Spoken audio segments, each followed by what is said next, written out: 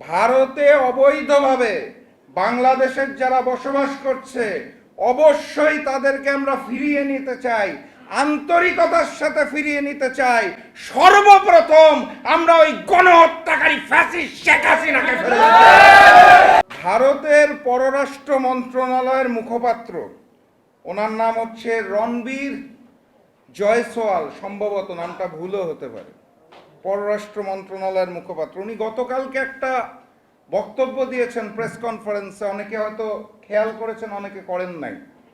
উনি ওখানে খুব স্পষ্ট করে যেটা বলেছে সেটা হচ্ছে ভারতে অবৈধভাবে অবস্থানরত বাংলাদেশি যারা রয়েছে তাদেরকে উনি বাংলাদেশে ফেরত পাঠাতে চান এবং এই কারণে ঢাকার কাছে উনি সাহায্য চেয়েছেন।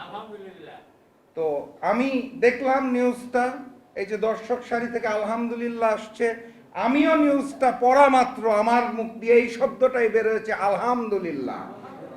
আমি ভারতের পররাষ্ট্র মন্ত্রণালয়কে বলতে চাই, ভারতে অবৈধভাবে বাংলাদেশের যারা বসবাস করছে অবশ্যই তাদেরকে আমরা ফিরিয়ে নিতে চাই, আন্তরিকতার সাথে ফিরিয়ে নিতে চাই। সর্বপ্রথম আমরা ওই গণহত্যাকারী ফ্যাসিস্ট শেখ হাসিনাকে ফেরত দিতে চাই। আপনারা পাঠিয়ে দিন, আমরা সুস্বাগত জানাই।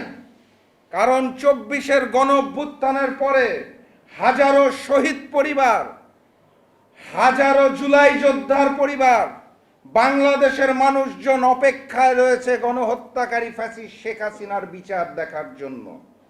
গণহত্যাকারী ফ্যাসিস্ট শেখ হাসিনার ফাঁসির রায় কার্যকর করার জন্য, তাকে ফাঁসি কাস্টে ঝুলতে দেখার জন্য বাংলাদেশের অপার জনগণ, সর্বস্তরের জনগণ অপেক্ষায় আছে।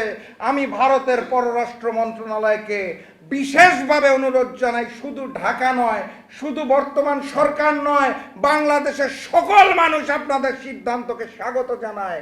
আমরা আন্তরিকভাবে গ্রহণ করতে প্রস্তুত। সবার প্রথম ফ্যাসিস্ট শেখ হাসিনাকে পাঠিয়ে দিন।